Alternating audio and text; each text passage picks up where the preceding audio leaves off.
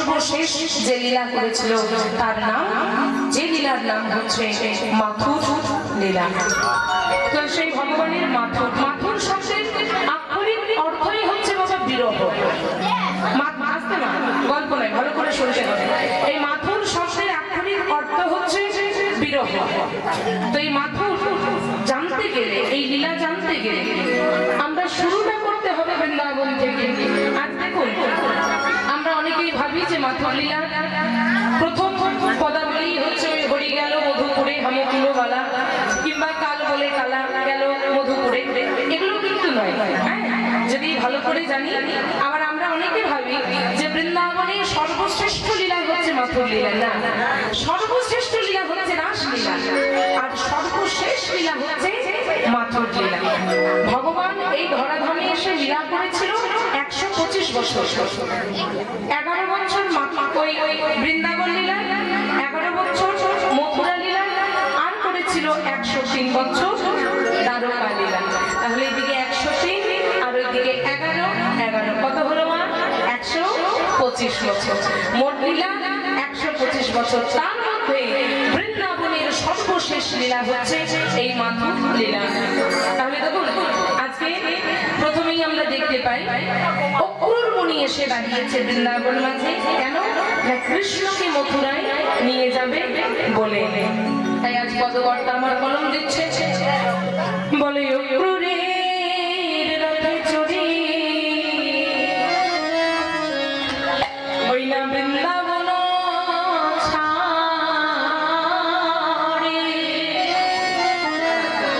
কৃষ্ণ যাবেন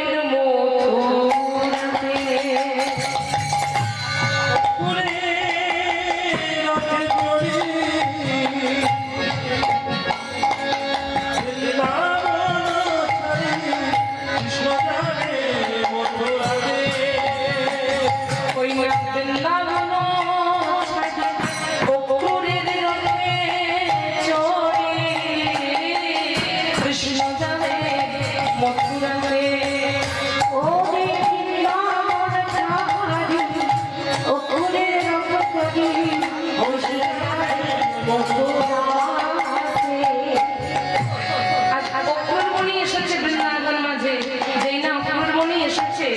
অক্রূরমণির সঙ্গে আজ কৃষ্ণ যাবে বলে তৈরি হচ্ছে। দেখুন, প্রথমেই বলি বাবা, যখন কৃষ্ণ জন্ম নিয়ে এইদিকে বৃন্দাবনে মা যশোদার কোলে এলো, ধীরে ধীরে ধীরে ধীরে কৃষ্ণ বড় হতে লাগলো। কংস, মহারাজ কংস কত কত অসুরকে পাঠালো। হ্যাঁ, তৃণাবন্তাসুর, অঘাসুর, বকাসুর, পুতনা, কিন্তু ভগবান সবাইকে একে একে উদ্ধার করে দিল। এবার মহারাজ কংস কিন্তু বেশ চিন্তায় আছে, মনে মনে ভাবছে এত এত অসুরকে পাঠাচ্ছি, যাকেই পাঠাই সেই উদ্ধার হয়ে যায়, কি করা যায়, কি করে কৃষ্ণকে বধ করব। ঠিক তখনই নারদ মুনি মথুরায় কংসের কাছে গিয়ে পড়ে বলছে, মহারাজ, বলি আমি এত কিসের ভাবনা, বলি আমায় বলো এত কিসের ভাবনা। মহারাজ কংস বলে, আর বলবেন না। আচ্ছা নারদ, এই যাকেই পাঠাই কৃষ্ণকে বধ করতে, সেই দিকে উদ্ধার হয়ে যায়, তা বলে কৃষ্ণকে বধ করার কি কোনো উপায় নেই, কোনো রাস্তা নেই? নারদ মুনি বলছে, আচ্ছা মহারাজ একটা কথা বলুন তো। বলে, হ্যাঁ বলে। আচ্ছা মহারাজ, কৃষ্ণ আপনার সম্পর্কে কে হয়? বলে, ভাগ্নে। আপনি কে হন? না, আমি হচ্ছে ওর মামা। আচ্ছা বলুন তো এবার, মামা বড় নাকি ভাগ্নে বড়? বলে, ভাগ্নে বড়। তাহলে মহারাজ চিন্তা করুন, আপনি হলেন দুরাচারী পাপাচারী মহারাজ কংস, আপনি যদি এত ডেঞ্জারেস হন, আপনি যদি এত ভয়ঙ্কর হন, তবে মামার থেকে যদি ভাগ্নে বড় হয়, তবে চিন্তা করে দেখুন মহারাজ, আপনার ওই ভাগ্নে কৃষ্ণ, সে কত ডেঞ্জারেস। ভেবেছেন কখনো? তাহলে ওই অঘাসুর, বকাসুর, তৃণাবত্তাসুর, এদেরকে দিয়ে হবে? আরে বাবা, কৃষ্ণকে বধ করতে হলে একটা জোরদার অস্ত্র চাই।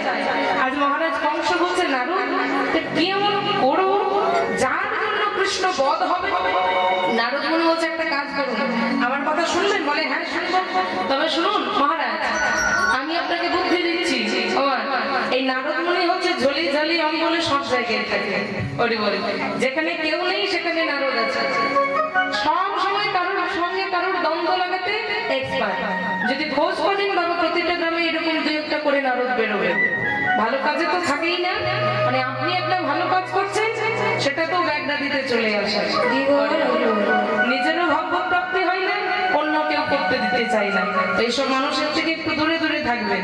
দেখবেন অনেকে বাবা বলে বাবা আমি সাথেও নেই পাঁচেও নেই, বল সে হয়তো সাথে পাঁচে নেই কিন্তু নয় ছয় বড় থাকে। এই মানুষজনের থেকে যতটা সম্ভব একটু দূরে দূরে থাকাটাই ভালো। তাই আজকে নারদ মুনি বলছে শুনুন মহারাজ বংশ, এক কাজ করুন, আপনি এই মথুরাতে একটা যজ্ঞ করুন, যজ্ঞটির নাম দিন ধনুষ যজ্ঞ। আর মামা বাড়ির কোনো অনুষ্ঠান আর সেখানে ভাগনা ভাগ্নিরা না আসে এটা কি হয়? তাই কৃষ্ণ আসবে মামা বাড়ি বলে কথা, তাই আপনি যজ্ঞ করুন, নাম দিন ধনুষ যজ্ঞ, আর কৃষ্ণ সেখানে আসবে। আপনি কেন পথ করবেন? আপনার যে দুটো খেপা হাতি আছে, কৃষ্ণ যে পথ ধরে আসবে মথুরায় প্রবেশ করা মাত্র ওই দুটো খেপা হাতিকে ছেড়ে দেবে, এমন পদতলে কৃষ্ণ চাপা পড়বে, সঙ্গে সঙ্গে হরি বল, আপনাকে কোনো কষ্টই করতে হবে না। হ্যাঁ, লাঠিও ভাঙলো না, এদিকে সাপও মরলো। মহারাজ কংস দেখছে তাই বুদ্ধিটা তো তুমি ভালোই দিয়েছো নারদ। এই নারদ মুনি বলছে হ্যাঁ শুনুন, এবার আপনি যে যজ্ঞ করবেন ধনুষ যজ্ঞ, সেটা যদি আপনি গিয়ে বলেন তবে তো কৃষ্ণ আসবে না। আপনার থেকে আপনার যে মহামন্ত্রী অক্রুর মুনি, তার সঙ্গে কিন্তু কৃষ্ণের মাখামাখিটা একটু বেশি। তাই এক কাজ করুন, অক্রুর মুনিকে পাঠিয়ে দিন কৃষ্ণকে নিয়ে আসার জন্য। তাই আজ অক্রুর মুনি এসেছে কোথায়? বৃন্দাবনে কৃষ্ণকে নিয়ে যাবে বলে। এবার যেই না অক্রুর মুনি বৃন্দাবনে রথ নিয়ে এসে দাঁড়িয়েছে, ওমা গোবিন্দ তো অন্তর্যামী, ওইদিকে নারদ মুনি যা যা করে এসেছে কৃষ্ণ সব জানে। কৃষ্ণ এইদিকে মনে মনে বলছে নারদ তুমি একটা কাজের মতো কাজ করেছো, আমি এতদিন ভাবছিলাম কিভাবে ওই দুরাচারী কংসকে বধ করব, তো সেই উপায়টা তুমি আমায় করে দিলে। তাই আজকে নারদ মুনির কথা মতো অক্রুর মুনি এসে দাঁড়িয়েছে বৃন্দাবনে। যেই না বৃন্দাবনে এসে দাঁড়িয়েছে, আজ অমনি কৃষ্ণ আমার করেছে কি সঙ্গে সঙ্গে রথের উপর উঠে দাঁড়িয়েছে।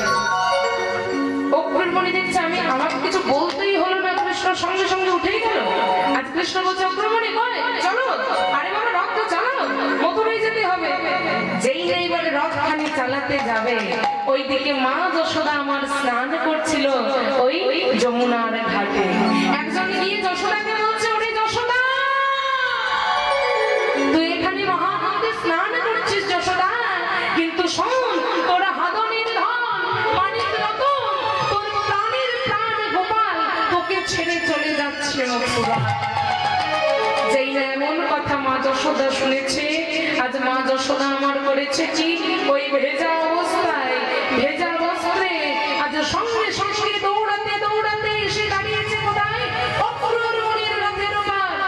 গোপাল রে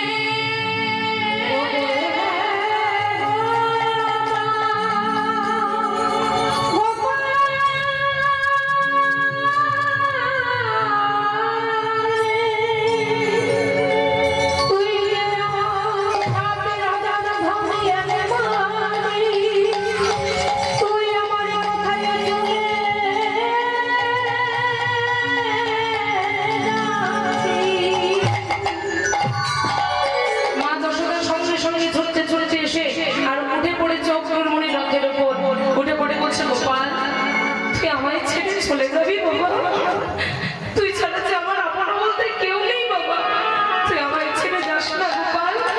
ওরে গোপাল তুই চলে গেলে আমি থাকবো কেমন করে বাবা? গোপাল বলে মা চিন্তা করো না, আমি না গেলে যে মহারাজ কংসকে দমন করা যাবে না, মহারাজ কংসকে নিধন করা যাবে না। আজ মা যশোদা বলে বাবা মহারাজ কংস বড় দুরাচারী বড় পাপাচারী, তোর বয়স মাত্র 11 বছর, তুই মহারাজকে বধ করতে পারবি না বাবা, তুই যাস না।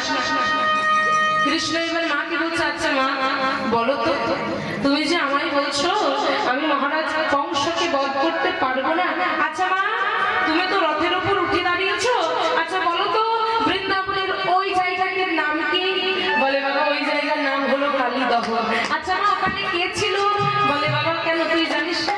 কালীও নাম ছিল, তাকে তো তুই বধ করেছিস।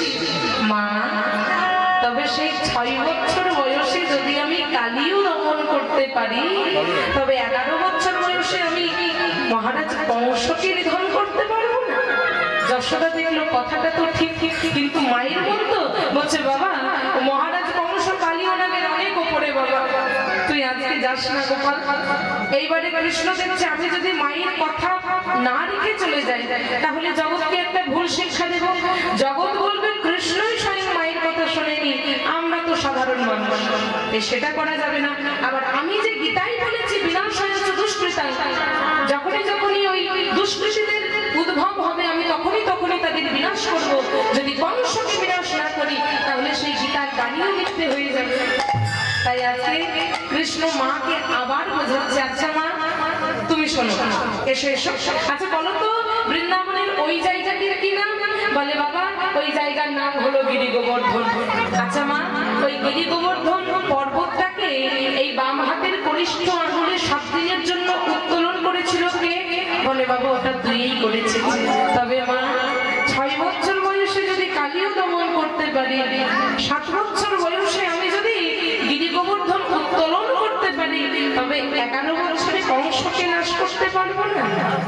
মা যশোদা বলে বাবা তুই বুঝছিস না বাবা, মহারাজ কংস এদের থেকে অনেক উপরে, খুব দুরাচারী। এইবারে ভগবান মোক্ষম কথাটি বলেছে, মা আচ্ছা বেশ শোনো শোনো, মনে আছে না যেদিন আমার বয়স ছিল মাত্র 6 মাস, আমি তোমার সঙ্গে যমুনায় স্নান করতে গেছিলাম, তুমি স্নান করছিলে, আমাকে তুমি যমুনার ওই তীরে বসিয়ে রেখেছিলে, আর তখনই আমি এক মুঠো মাটি মুখে কুড়িয়ে নিয়েছিলাম। যখন তুমি আমায় মাটি খেতে দেখেছিলে, ছুটতে ছুটতে চান করতে করতে এসে আমায় বলেছিলে, বাবা গোপাল হাঁ কর দেখি বাবা। ও মা সেদিন আমি যখন হাঁ করেছিলাম তুমি তখন কি দেখতে পেয়েছিলে? যশোদা বলে বাবা কি দেখতে পাইনি গো, কি দেখতে পাইনি? এই পৃথিবী মর্ত পাতাল স্বর্গ এমন কিছু জিনিস ছিল না যেটা আমি তোর মুখের মধ্যে দেখিনি। মা 6 মাসে মৃত্তিকা ভক্ষণ করতে যদি আমি পারি, 6 বছরে কালিয়া দমন, 7 বছরে গিরি গোবর্ধন উত্তোলন, তাহলে 11 বছরে কি মহারাজ কংসকে নাশ করতে পারবো না? এইবারে মা যশোদা বলছে বাবা মহারাজ কংসকে যদি এই সংসারে কেউ নাশ করতে পারে তবে সেটা একমাত্র তুই পারবি। তাই যা আমি তোকে অনুমতি দিলাম, কিন্তু বাবা আমার একটা মিনতি তুই রাখবি। বলে বলো মা। বলে তারা তারে আসবে, তারা তারে আসবে, তারা তারে আসবে, তারা তারে আসবে, এই মায়ের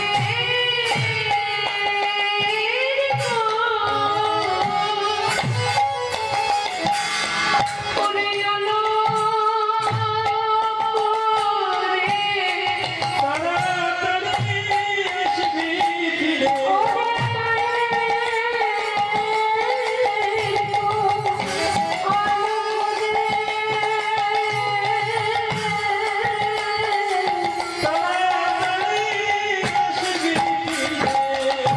ওরে গোপাল তুই তাড়াতাড়ি ফিরে আসবি।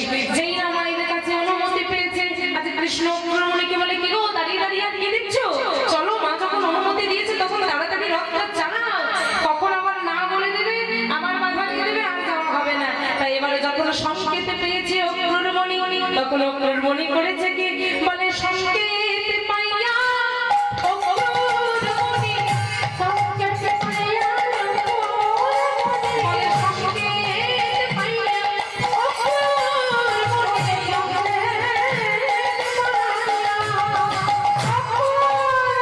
তখন রথ চালাই মথুরার দিকে, রথ চালাই মথুরার দিকে,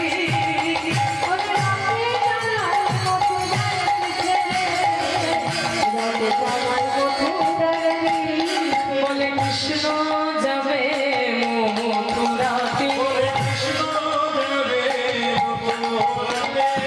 কৃষ্ণ যাবে মথুরাতে, ওই না কংস নিধন করবে বলে, ওই না কংস নিধন করবে বলে,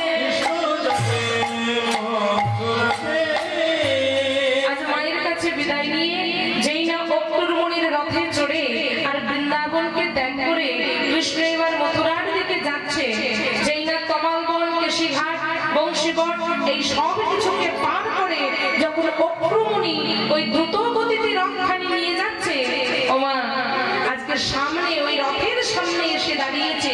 যখন গভীর বনে রথখানি যাচ্ছে, সেই রথের সামনে আজকে এসে একজন দাঁড়িয়েছে। বলুন তো কে? আর কেউ নয়, শ্রীমতী রাধা রানী আমার। রথখানি হাত দিয়ে দাঁড়িয়েছে রথের সামনে। কৃষ্ণ রথের ওপরে উঠে উঠে ভাবছে, যা এইবারে রাধারানীকে আমি বিদায়টা দেবো কেমন করে। তাই আজ কৃষ্ণ রথ থেকে বলছে, রাধে তুমি। রাধারানী বলছে, গোবিন্দ আমি জানি তুমি আজ আমায় ছেড়ে চলে যাচ্ছ, আমি তোমায় বাধা দেব না গোবিন্দ। আমি জানি তুমি আমায় ছেড়ে চলে যাওয়ার পরে আমি কাঁদবো, আমি ধুলাই গড়াগড়ি দিতে দিতে কাঁদবো, তোমার নাম ধরে কাঁদবো। এমনকি তোমার বিরহে হয়তো আমি অচৈতন্য হয়ে যাব, আর তোমার জন্য কাঁদতে কাঁদতে হয়তো আমি কোনোদিন মারাও যাব। কিন্তু তথাপি আজ আমি তোমাকে কোনো শুভ কাজে তুমি যাচ্ছ, আমি তোমায় বাধা দেব না। শুধু গোবিন্দ একটা কথা তুমি আজ আমায় বলে যাবে। আচ্ছা গোবিন্দ, এই অহল্যা, কুন্তি, মন্দোদরী, দ্রৌপদী এরা সবাই তোমার ভজন সাধন করে সখী হয়েছিল। ও গোবিন্দ, অহল্যা, কুন্তি, মন্দোদরী, দ্রৌপদী তারা কৃষ্ণ ভজন করে সখী হলো যারা, হামো এক অভাগিনী হইল কৃষ্ণ কলঙ্কিনী।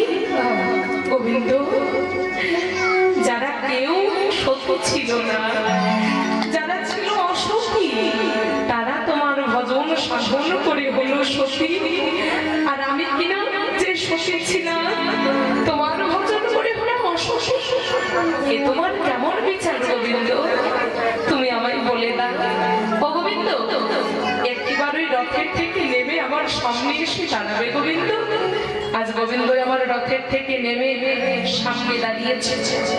আচ্ছা গোবিন্দ, তুমি আজ আমি একটা কথা বলে যাও, এই সবাই যারা অসতী ছিল আজ তারা সতী, তোমার ভজন করে আমি কেন অসতী? গোবিন্দ বলছে, রাধে আজ যদি আমি তোমার এই প্রশ্নের উত্তর দিতে যাই, তবে না হবে আমার মথুরায় যাওয়া, আর না হবে আমার বংশ নিধন। তবে রাধে আমি তোমায় একটা কথা আজকে বলে যাচ্ছি। রাধারানী বলছে, গোবিন্দ তুমি কি আমার কাছে কোনোদিন ফিরবে না? আজ গোবিন্দ রাধারানীকে বলছে, রাধে গো আমি তোমায় কথা দিচ্ছি। আজ গোবিন্দ রাধারানীকে কথা দিচ্ছে। এক হাত যমুনার জলে রাখলো, আর এক হাতে রাখলো রাধারানীর মস্তকে, রেখে পড়ে বলছে, রাধে আমি তোমায় কথা দিচ্ছি, আমি আজ যাচ্ছি, কালকেই আমি তোমার কাছে ফিরে আসবো। আজ যাই বংশ নিধন করি, কালকেই তোমার কাছে ফিরে আসবো। ওমা এই কাল হো না হো, কালকে কে দেখেছে বাবা? এই কাল করব, কালই হচ্ছে কাল। কাল করব, কাল খাবো, কাল করব, কাল যাব, এই কালই হচ্ছে কাল। তাই রাধারানীকে কথা দিল গোবিন্দ, আমি আজ যাই, কাল আসবো। তাই আজকে কথা দিয়ে গোবিন্দ আমার চলে গেল। এবার এই মাথুরের যে কি বিখ্যাত পদ, সেই পদকর্তা আজকে কলম দিচ্ছে।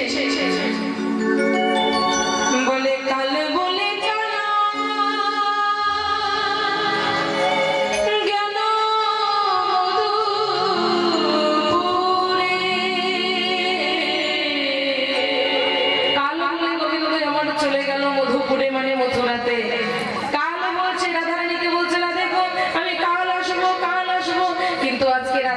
কথা দিয়ে যখন গোবিন্দ যাচ্ছে, রাধারানী গোবিন্দের চরণখানি জড়িয়ে ধরে বলছে, গোবিন্দ তুমি সত্যি বলছো তো আমার কাছে ফিরবে? তুমি দেখো গোবিন্দ, তোমায় ছাড়া আমি থাকতে পারি না, তোমায় ছাড়া আমি কিছু জানি না, তাই গোবিন্দ তুমি ফিরে আসবে তো? বলে, রাধে আমি কথা দিচ্ছি আমি তোমার কাছে ফিরবো। তাই আজ গোবিন্দ আমার চলে যাচ্ছে, পদকর্তা কলম দিচ্ছে। বলে কাল বলে কালা গেল মধুপুরে, সে কালের কত বাকি কাল বলে কালা।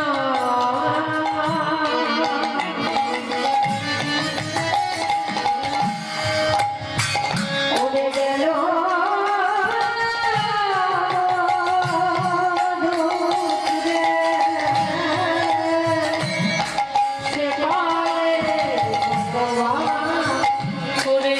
কাল বলে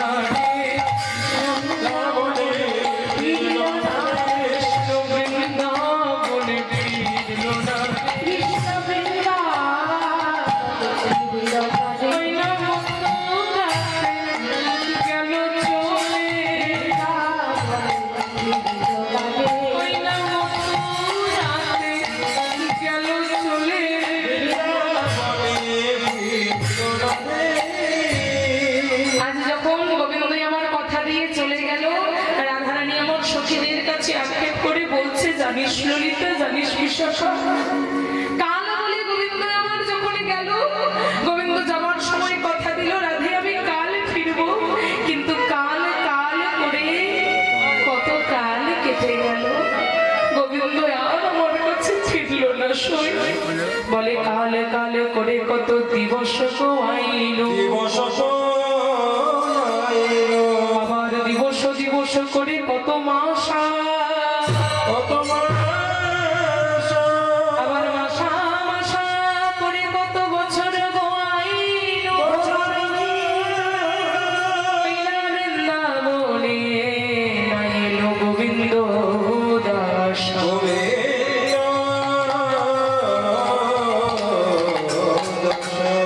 সখী কাল কাল করে কত দিন ঘুরেছি, কাল কাল করে কত দিবস গেছে, ওই দিবস দিবস করে কত মাস কেটে গেছে, মাস পেরোতে পেরোতে কত বছর কেটে গেল, কিন্তু গোবিন্দ আমার কাছে ফিরল না। সখী রে, তবে কি গোবিন্দ আমার কাছে ফিরবে না আর কোনোদিন? তাই রাধারানী সখীদের কাছে যখন আক্ষেপ করছে, আজ সখীরা বলছে হ্যাঁ রে রাধে, গোবিন্দ যখন গেল তোকে কিছু বলে যায়নি? দেখ রাধে, একতরফা ভালোবাসা হয় না, গোবিন্দ যখন গেল তুই তো একাই গোবিন্দের জন্য কেঁদে মরছিস, গোবিন্দকে তোকে কিছু বলে যায়নি? আর রাধারানী বলছে আরে বাবা ললিতা বিশাখা, গোবিন্দ বলবে কেমন করে, গেল তো সবার চোখের সামনে, আবার লীলা জগতে আমি হলাম পরনারী, গোবিন্দ হলো পরপুরুষ, কিভাবে সবার সামনে বলে যাবে?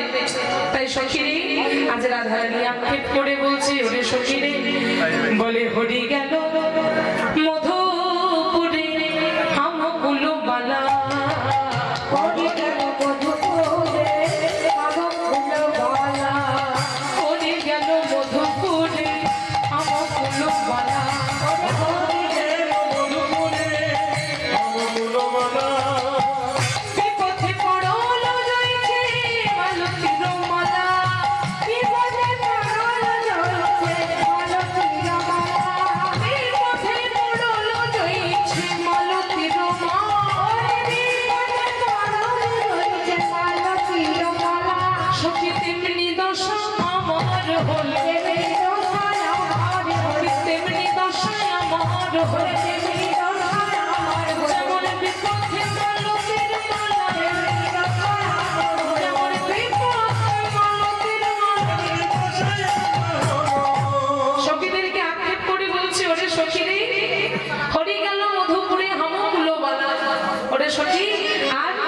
আজকে দেখবেন মা গোবিন্দের গলায় যখন একটা মালা থাকে, সেই মালাটা যদি আপনারা পান, কত যত্ন করে সেটাকে রাখবেন কি বাবা? যেটা গোবিন্দের গলায় থাকে সেই মালা যদি আমরা পাই, সেই মালার আমরা যত্ন করি না? যত্ন করে তুলে রাখি কেন না? সেটা গোবিন্দের গলার মালা। তাই রাধারানী বলছে, হরি গেল মধুপুরে হামকুলবালা, বিপদে পড়ল জয়ছে মালতীর মালা। ওরে সখী, আমার গোবিন্দ যতদিন আমার বৃন্দাবনে ছিল, ততদিন আমি ছিলাম আমার গোবিন্দের গলার মালা।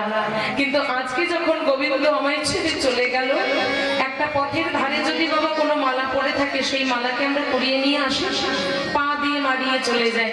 তাই রাধারানীও বলছে, আজ যখন আমার গোবিন্দ চলে গেল, আজ আমার অবস্থা কেমন জানিস? যেমন বিপথে মালতীর মালা। ওই রাস্তায় পথের ধারে পড়ে থাকা মালাটির যেমন কোনো কদর থাকে না, তেমন আজ আমারও কোনো কদর নেই, কোনো দাম নেই। সখীরা বলছে, আচ্ছা রাধে, তুই যে এত কাঁদছিস, নিশ্চয়ই গোবিন্দ কিছু তো তোকে বলে গেছে। রাধারানী এবার সখীদের বলছে, সখী কিছু বলে যায়নি, তবে একটা জিনিস গোবিন্দ আমার ইঙ্গিতে বোঝাতে আমাকে চেয়েছিল, একটা জিনিস কিন্তু আমার ইঙ্গিত দ্বারা বুঝিয়েছিল। কি? সখীরা বলছে, আরে বাবা, সেটাই তো বলতে বলছি যে গোবিন্দ যাবার সময় কোনো তোকে ইঙ্গিত করে যায়নি, কিছু বলে যায়নি। রাধারানী বলছে, তবে শোন সখী, গোবিন্দ আমায় একটা জিনিস বলে গেছিল, বলে পাঁচ হি পঞ্চগুণ দশগুণ চারি।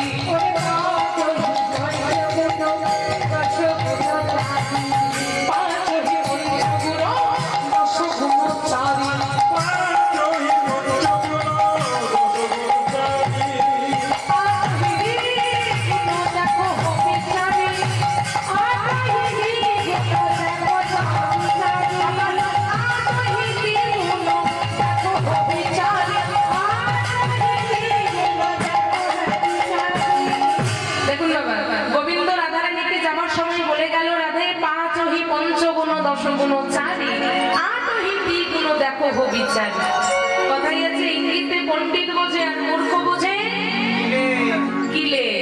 রাধারানী আমার পণ্ডিত ছিলেন, তাই গোবিন্দ বলল, রাধে পাঁচ হি পঞ্চগুণ। পাঁচ হি পঞ্চগুণ মানে পাঁচ পাঁচে, পাঁচ হি পঞ্চগুণ, পাঁচ পাঁচে দশগুণ চারি, দশ চারে কত গো? চিন্তা নেই বাবা, অঙ্ক শেখাইনি, আমি নিজেই অঙ্কে কাঁচা, আপনাদের কি অঙ্ক শেখাবো? হরি বল। আমার যখনই মার্কশিট আসতো বাড়িতে, অঙ্কেই সবসময় নাম্বারটা কম থাকতো, যায়নি তাই। তাই ভুলভাবে কেউ ধরবেন না, জিজ্ঞেস করছি বাবা। তাহলে গোবিন্দ বলে গেল, পাঁচ হি পঞ্চগুণ মানে পাঁচ পাঁচে 25, দশগুণ চারি, দশ চারি 40, আট হি দ্বিগুণ, আট দুগুণে 16, 25 যুক্ত 40 যুক্ত 16 কত হয়? 81। গোবিন্দ যখন রাধারানীর কাছে বিদায় নিয়ে গেল, রাধারানীকে বলে গেল, গো রাধে গো, বলে 81 81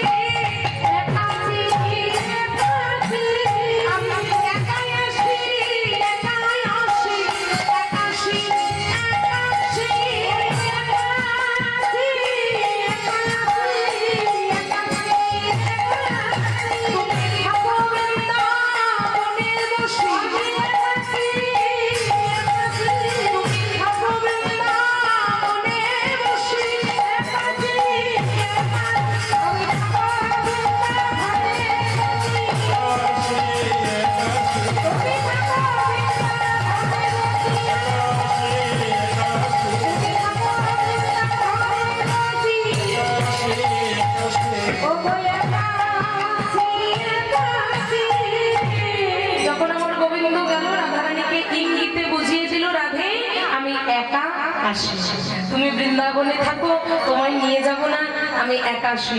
কিন্তু বাবা গোবিন্দ আর রাধারানীর যুগল এই পদের মাধ্যমে ভেঙে যাচ্ছে, মানে গোবিন্দ আমার মথুরায় চলে যাচ্ছে, রাধারানী বৃন্দাবনে থাকছে। তো কিন্তু আমরা যারা যুগল মন্ত্রের উপাসক, রাধা গোবিন্দের যুগল আমরা ভাঙাতে চাই না, ভাঙানোর সেটা পাপ অধিকারও নেই। তাই চলুন একটা যুগল পদ দিয়ে এই জায়গাটাকে একটু রাধাকৃষ্ণকে যুগল করব। সকলে মিলে গাইবেন, হাতে হাতে করতালি দিতে দিতে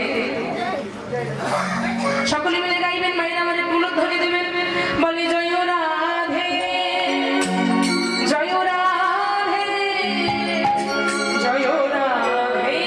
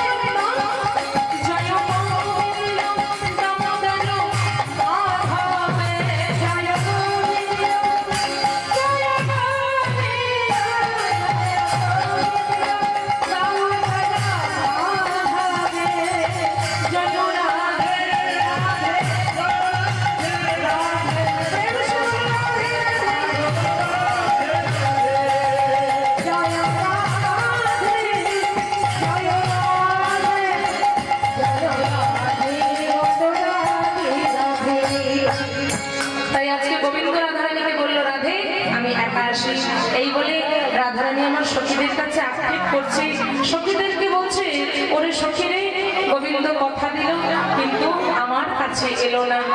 আজ রাধারানী সখীদের বলছে আচ্ছা সখী বলতো বিধি কত বাম দেয়, আস্তে এইদিকে ভালো করে শুনতে হবে। জয় রাধা। আজকে সখীদের রাধারানী বলছে দেখ বিধি কত বাম, আমি যে গোবিন্দকে নয়ন ভরে দেখবো সেই সুখ বিধি আমাকে দিল না, আমি যে গোবিন্দকে নয়ন ভরে দেখবো সেই সুখ আমার হলো না, কারণ আমি যে ঘরে বসবাস করি সেই ঘরে কৃষ্ণ নাম তো দূরের কথা, কৃষ্ণ চিন্তা করার সুযোগ পাই না। আমার বাড়িতে ওই শ্বাস করে আসতে না গল্প নাই, সেই শ্বাস করে শাশুড়ি জটিলা আর নদী কুটিলা আছে, তো সেই ঘরে কৃষ্ণ নাম দূরের কথা, কৃষ্ণ চিন্তা করারও সুযোগ পাই না। তাই যেটুকু সময় আমি গোবিন্দের পদম দর্শন করতাম বাড়িতে লুকিয়ে আমি আমার শাশুড়ি আমার ননদীকে বঞ্চনা করে তারপর আমি আমার গোবিন্দের সঙ্গে দেখা করতে আসতাম। আচ্ছা বাবা এই যে একটু ভালো করে শুনতে হবে, জায়গাগুলো না বোঝা গেলে ধরতে পারবে না জায়গাগুলোকে, যাইনি তাই। তাই আজকে রাধারানী আমার সখীদের কাছে আক্ষেপ করে বলছে ওরে সখীরে বলে না হদ রস সুখ বিধি কইল পা, রস সুখ বিধি কইল না হদ রস সুখ বিধি কইল পা,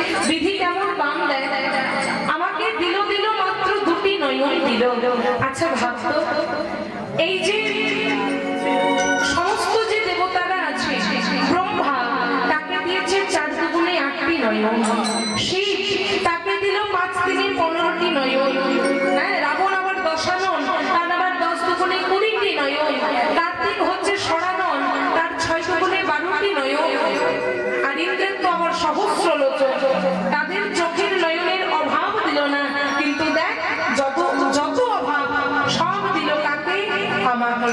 তাই আজ রাধারানী আক্ষেপ করে সখীদেরকে বলছে ওরে সখীরে বলে কোটি নেত্র নাহি দিল,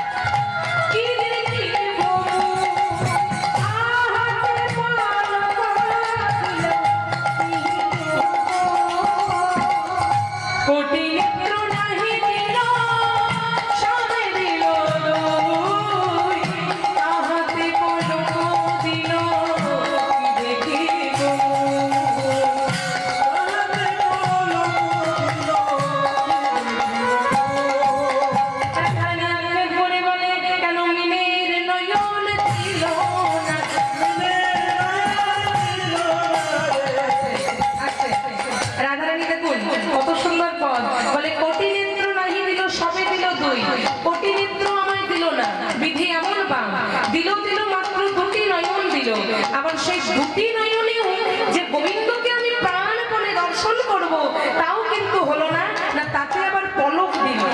দেখবেন আমরা যখন তাকিয়ে থাকি তখন করি কি মাঝে মাঝে পলক পড়ে, পড়ে না? এক দৃষ্টি তাকিয়ে থাকতে পারি বাবা? পারি না, সেই পলক পড়ে। তাই রাধারানী বলে কেন মিনের নয়ন ছিল না,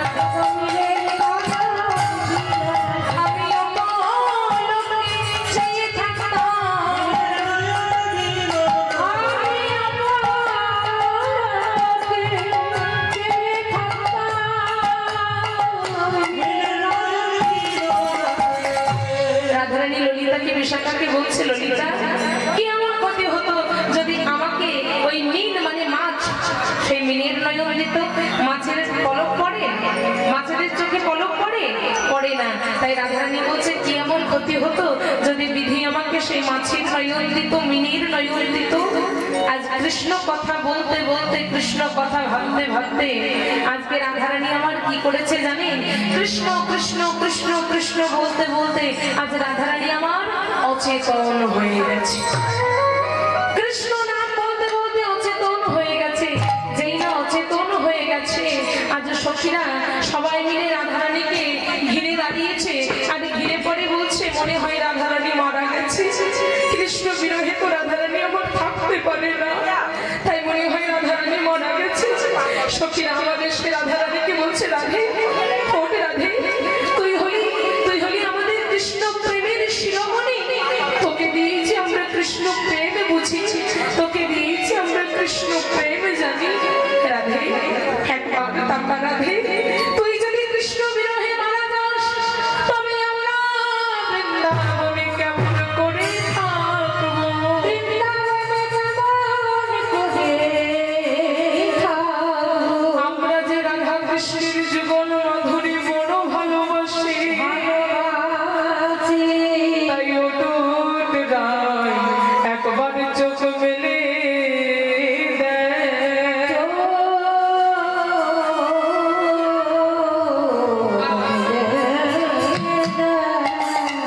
সখীরা এত করে ডাকছে কিন্তু রাধারানী আর উঠছে না।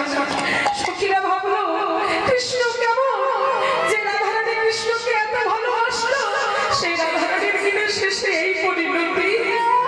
যে রাধারানী কৃষ্ণের জন্য কৃষ্ণ কলঙ্কিনী পর্যন্ত হলো। আজ কৃষ্ণের জন্য রাধারানীকে শেষে মারা যেতে হলো। সখীরা ভাবলো তবে মনে হয় রাধারানী মারা গেছে।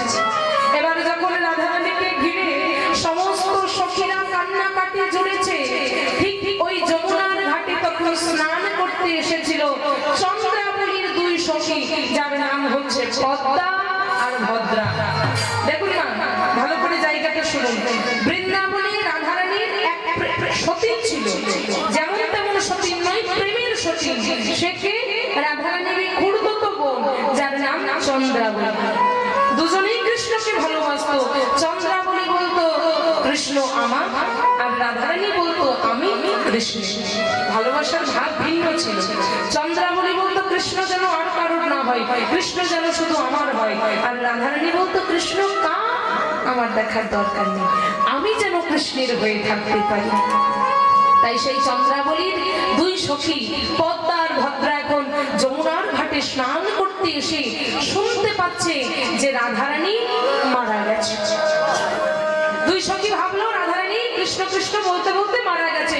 এখন দুই সখীর তো খুব আনন্দ, মনে মনে ভাবছে তবে একাই এখন কৃষ্ণ কার না চন্দ্রাবলী? এতদিনে রাধারানী ছিল, চন্দ্রাবলীর সঙ্গে ঝগড়া হতো, ঝামেলা হতো, রাধা বলতো কৃষ্ণ আমার, চন্দ্রা বলতো আমার।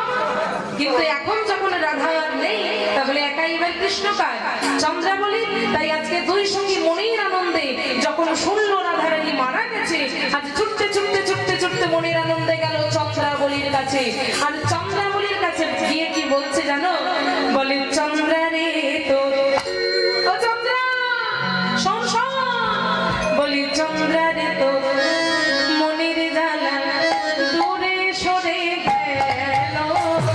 চন্দ্রা রে তো মনের জ্বালা দূরে সরে গেল। চন্দ্রা রে তো মনের জ্বালা দূরে সরে গেল।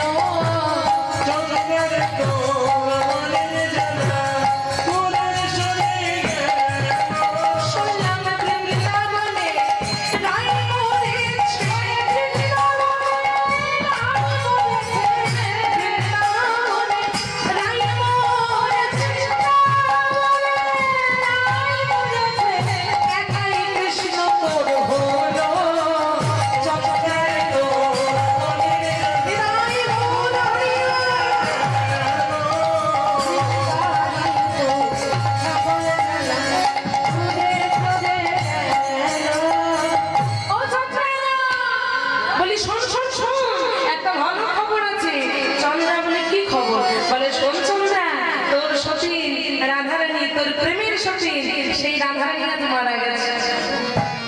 এবার আর কৃষ্ণকে নিয়ে দ্বন্দ্ব করতে হবে না, এখন কৃষ্ণ একাই শুধু তো। আজ যেই না চন্দ্রা বলে কথা শুনেছে, পদ্মা ভদ্রা বলে, এই চন্দ্রা এত সুন্দর একটা কথা, এত সুন্দর একটা খবর দিলাম, তা আমাদের কিছু বকশিস দিবি না? এখনো সেই রীতি আছে বাবা। হ্যাঁ, যদি একটু ভালো কিছু খবর দিয়ে যায় বকশিসটা বাবা একটু সেই রীতি এখনো চলে আসছে। তাই আজকে পদ্মা ভদ্রা বলে কি চন্দ্রা বলি কিছু বকশিস। আজকে চন্দ্রা বলি বলে শোন, রাধারানী মারা গেছে, এটা আমার কাছে কোনো সুখকর খবর নয়। রাধারানী মারা গেছে, তোরা এই খবরটা আমি বলতেই দিই। শোন পদ্মা, শোন ভদ্রা, রাধারানী মারা যেতে পারে না, কারণ যে কৃষ্ণকে ভালোবাসে সে যে মারা যেতে পারে না, সে কখনো মারা যেতে পারে না। তাই শোন, রাধারানী যে মারা গেছে এটা আমি মানতে পারলাম না। আর যদি সত্যি রাধারানী মারা গিয়ে থাকে, যদি সত্যি সত্যি মারা গিয়ে থাকে, তবে শোন, সেটা আমার জন্য আনন্দের খবর নয়। হ্যাঁ, মানছি আমি রাধারানীর সঙ্গে দ্বন্দ্ব করি, মানছি আমি ওর সঙ্গে কৃষ্ণকে নিয়ে দ্বন্দ্ব করি, ঝামেলা করি, মাঝে মাঝে আমার হিংসে হয়, কারণ রাধারানীর কুঞ্জে কৃষ্ণ বেশি যায় বলে। কিন্তু চন্দ্রা, কিন্তু পদ্মা ভদ্রা, আমি এমন নই যে রাধারানী মারা যাওয়াতে আমার আনন্দ হবে, আমার খুশি হবে। ও মা, আচ্ছা বাবা, আপনার পাশের বাড়ির সঙ্গে আপনার কথাবার্তা নাই থাকতে পারে, ধরুন কোনো একটা কিছু ঝামেলার জন্য আপনার সঙ্গে সেই পাশের বাড়ির কথাবার্তা বন্ধ হয়ে গেছে। এবার যদি হঠাৎ করে শোনেন বাবা যে ওই পাশের বাড়ির হয়তো বৃদ্ধ বাবাটির বা বৃদ্ধ মাটির খুব শরীর খারাপ, অসুস্থ, হসপিটালে ভর্তি আছে, কিংবা হয়তো ভগবান না করুক শুনলেন যে বৃদ্ধ বাবা মাটি মারা গেছে, সেদিনও কি আপনি মান করে থাকতে পারবেন? সেদিন যদি সব অভিমান ভুলে যদি সেই বাড়ির সেই মানুষজনদের পাশে গিয়ে দাঁড়াতে পারেন, তবে আপনি আর কারোর কাছে পরিষ্কার হন না হন, গোবিন্দের কাছে 100% পরিষ্কার হয়ে যাবেন। নিতাই গৌর হরি বল। মান অভিমান বাবা সবারই থাকতে পারে, কারণ সংসারে থাকতে গেলে একটা সংসারে বাসনপত্রের মধ্যে ঠোকাঠুকি হতেই থাকে। তাই বলে গুরুতর যদি কোনো বিষয় শোনেন, তারপরেও যদি অভিমান না রেখে যদি ছুটতে ছুটতে চলে তার পাশে গিয়ে দাঁড়াতে পারেন, তবে গোবিন্দের কাছে আপনি পরিষ্কার হয়ে যাবেন। গোবিন্দ আপনার কর্মের ফল আপনাকে দেবে, কারণ ভালো কর্মের বাবা সবসময় ভালো ফলই হয়। কর্ম যেমন করবেন ফল তেমন পাবেন। এই কর্মের ফল থেকে বাবা স্বয়ং দেবতারা পর্যন্ত নিস্তার পায়নি, আমরা তো সাধারণ মানুষ, আমরাও নিস্তার পাবো না। একটা যদি কর্মফল কেমন ভাবে ঘুরে ফিরে আপনার কাছে আসে, একটা ছোট্ট গল্প আপনাদেরকে বলে যাই বাবা। হ্যাঁ, আপনি যাই কর্ম করুন, হয়তো 10 দিন পর কিংবা 5 বছর পর কিংবা 10 বছর পর সেটা আপনার কাছে ফেরত আসবে, এইটা একদম 100% গ্যারেন্টি, সেটা ফিরবে। একটা ছোট্ট গল্প তাহলে আপনাদের বলি, ভালো করে শুনবেন। এক দোকানে একজন মালিক ছিল, মানে একজন মালিকের একটা দোকান ছিল, আর সেই দোকানে এক কর্মচারীও কাজ করতো। তো এখন মালিক দিয়ে করেছে কি না, মালিকের এখন সকালবেলা তার স্ত্রীর সঙ্গে খুব ঝামেলা হয়েছে, খুব ঝগড়াঝাটি হয়েছে। তাহলে মালিক এখন খুব রেগে আছে, আসতে মানে এইদিকে ভালো করে শুনবেন। তাই মালিক এখন খুব রেগে আছে, হ্যাঁ, স্ত্রীর সঙ্গে রেগে গজগজ করতে করতে করতে করতে দোকানে এসেছে। এবার দোকানে আছে কে না ওই কর্মচারী। কর্মচারী যখন আছে দোকানে, এখন কর্মচারীর কাছে একজন এসে পড়ে, বলছে দাদা এই জিনিসটার দাম কত? কর্মচারী বলছে দাঁড়ান একটু মালিককে জিজ্ঞেস করে নি। মালিককে কি বলছে, আচ্ছা মালিক মশাই, ওই একজন ব্যক্তি এসেছে, খদ্দের এসেছে, বলছে ওই জিনিসটার দাম কত? তখন মালিক ওই যে বাবা স্ত্রীর সঙ্গে ঝামেলা। কর্মচারীকে বলে কি জন্য থাকিস দোকানে, এতদিন থেকে দোকানে আছে, একটা জিনিসের দাম মনে রাখতে পারে না। আর এইটুকু বলে বাবা ছেড়ে দেয়নি, ওই কর্মচারীর গালে দিয়েছে সপাটে এক চোট। কর্মচারী দেখলো আমি কিছু দোষ না করেও মাল খেলাম, তাহলে কর্মচারীটিও এখানে বেশ রেগে আছে, মনে মনে ভাবছে আমি কিছুই দোষ করিনি, শুধু জিজ্ঞেস করলাম যে জিনিসের দাম কত, তাতে আমাকে একজন মারলো। এবার কর্মচারী তো বাবা মালিককে মারতে পারছে না, কারণ মালিকের গায়ে হাত দিলে যে কাজটা চলে যাবে। এবার কর্মচারী করেছে কি, রাগে গজগজ করতে করতে করতে করতে বাড়িতে এসেছে। বাড়িতে এখন স্ত্রী আছে, স্ত্রী বলছে কি গো আজ এত ফিরতে দেরি হলো যে, এসো এসো খেয়ে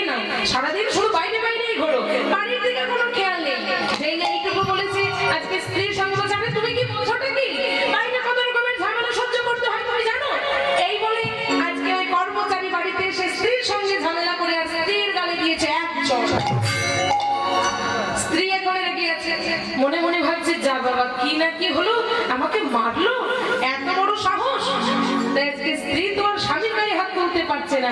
স্ত্রী তখন করেছে কি, তার বাড়িতে দুটো ছোট ছোট ছেলে ছিল, একটা বড় একটা ছোট। সেই এখন বড় ছেলেটা বলছে ওমা খেতে দাও না, বড় খিদে পেয়েছে। স্ত্রী এখন ওই যে বাবা কর্মচারীকে এখন মেরেছে, তাহলে স্ত্রী রেগে আছে। স্ত্রীর কাছে যখন বড় ছেলেটি এসে পড়ে বলছে মা খেতে দাও, আর স্ত্রী বলে পড়াশোনা নেই, সারাদিন শুধু টোটো করে ঘুরে বেড়াই, আর শুধু টাইমে টাইমে খেতে দাও, পড়তে বস পড়তে বস বলে আজ ওই বড় ছেলেটার গালে দিয়েছে এক চড়। বড় ছেলেটা এখন মাকে মারতে পারছে না, কিন্তু রাগটা যাবে কোথায়? এই ক্রোধ মানুষের মনে থেকেই যায়। এখন বড় ছেলেটা ভাবছে আমাকে মারলো, বেশ আমি কাকে মারি কাকে মারি। ছোট্ট ভাইটা এখন এসে পড়ে বলছে এই দাদা দাদা চকলেট খাবি? দাদা বলছে চকলেট, তোর চকলেট তুই খা। এই বলে আর ছোট ভাইটার গালে দিয়েছে এক চড়।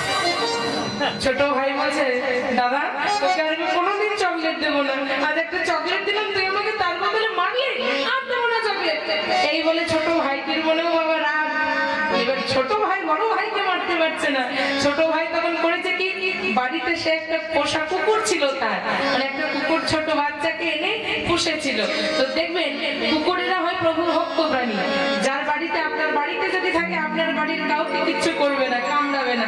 তাই এখন ছোট ভাই করেছে কি, না ওই রাগটা তো দেখাতে হবে যার তার উপরে হেন তেন প্রকারে। তাই আজ এই ছোট ভাই করেছে কি, একটা ঢিল নিয়ে গিয়ে আর কুকুরটা এসে পড়ে যেই না একটু আদর করতে যাচ্ছে, অমনি সেই ঢিলটা দিয়েছে কুকুরটাকে। যেই না কুকুরটার গায়ে ঢিলটি ছুঁড়েছে, আচ্ছা কুকুরটা তো বাবা ওই ছেলেটিকে আর কামড়াতে পারছে না, এতদিন ধরে যত্ন করেছে, খাইয়েছে, স্নান করিয়েছে। তাই কুকুর এখন করেছে কি, এই চিৎকার করতে করতে করতে করতে বাড়ি থেকে বেরিয়ে গেছে। কিন্তু কুকুরের মধ্যেও রাগটা রয়ে গেছে, মনে মনে সেও ভাবছে আমায় মারলো, রাগটা কাকে দেখাবো কাকে দেখাবো। দুর্ভাগ্যক্রমে বাবা যেই দোকানের মালিকটি এখন কর্মচারীটিকে মেরেছিল, সেই দোকানের মালিক এখন রাস্তা দিয়ে যে পথ দিয়ে কুকুরটা দৌড়াতে যাচ্ছিল, সেই পথ দিয়ে আসছিল ওই দোকানের মালিক। যেই না মালিককে দেখেছে, রাস্তায় একজনকে দেখতে পেয়েছে, আজ কুকুর রাগ দেখানোর জন্য, রাগটা বার করার জন্য আজ সঙ্গে সঙ্গে গিয়ে দিয়েছে ওই মালিকের পায়ে কামড়।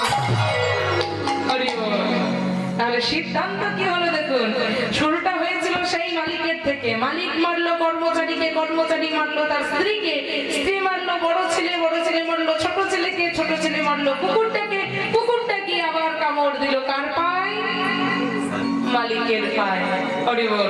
কর্মফল বাবা যাওয়ার নয়, সিদ্ধান্ত একটাই, কর্মফল পেতেই হবে, ভোগ আপনাকে করতেই হবে। 10 দিন পর হোক আর 10 বছর পর হোক, সেটা আসবে। তাই কর্মটা সবসময় ভালো করতে হবে, কর্মের আগে কিছু নেই। ভগবান দেখে না আমাদের জন্ম কোথায়, ভগবান বলে তোদের কার কোথায় জন্ম তাতে আই হ্যাভ নো ইন্টারেস্ট। আমি শুধু দেখি তোরা কর্মটা কে কেমন করছিস, কর্ম যেমন করবি ফল তেমন পাবি। ও মা এই যে মানব জন্মটা পেয়েছি, এই মানব জন্মটা অতি দুর্লভ জন্ম গো, এই জন্ম বারে বারে পাওয়া হবে না গো। এই মানব জন্মটা যে একবার পেয়েছি, এই মানব জন্ম হচ্ছে হরি বলা জন্ম, বারবার আসে না এই মানব জন্ম। আর মহাজন বলছে এই যে তোমরা আমার আমার আমার আমার আমার আমার করছো, তো সংসারে কোনটা তোমার? গতকাল যেটা অন্য কারোর ছিল, আজকে সেটা তুমি পেয়েছো, আবার তুমি চলে গেলে সেটা অন্য কারোর হয়ে যাবে। পরিবর্তন জগতের নিয়ম। আমরা জন্ম নেওয়ার পর থেকে ভাবি মা আমার, বাবা আমার, ছেলে আমার, মেয়ে আমার, স্ত্রী আমার, স্বামী আমার। কিন্তু বলুন তো মা, বুকে হাত রেখে যেদিন শ্মশান ঘাটে যাবো সেদিন কেউ সাথে যাবে? কেউ যাবে না। এসেছি একা, যাবো বাবা একা। যদি কিছু সাথে যায় সেটা হচ্ছে হরিনাম। তাই নামকে আশ্রয় করুন, নামকে সাধ করুন। সংসারে যখন আছি আমাদের সংসারের যাবতীয় কর্ম করতে হবে, কিন্তু ভুলে গেলে চলবে না আমরা গোবিন্দকে কথা দিয়ে এসেছি, গোবিন্দ পৃথিবীতে গিয়ে 24 ঘন্টা তোমার নাম করবো। যখন মাতৃগর্ভে ছিলাম, শুধু আমি নই, আপনারা যারা যারা এখানে বসে কীর্তন শ্রবণ করছেন, এই যে যারা আমার সম্প্রদায় আছে, সকলে আমরা সকলে গোবিন্দকে কথা দিয়েছি। গোবিন্দ মাতৃগর্ভে যখন ছিলাম বললাম, গোবিন্দ একবারই অন্ধকার কূপ থেকে মুক্ত করো, পৃথিবীতে গিয়ে 24 ঘন্টা আমি কেবল তোমার নাম করবো। ভগবান হেসে বলেছিল, রে 24 ঘন্টাটা অনেক বেশি হয়ে যাচ্ছে, 24 ঘন্টা পার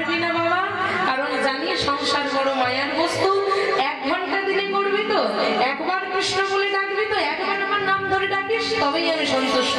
সেদিন বলেছিলাম না প্রভু, একবার কেন, কোনো দিকে মন দেবো না, কোনো কিছু ভাববো না, কেবল তোমার নামে রত থাকবো।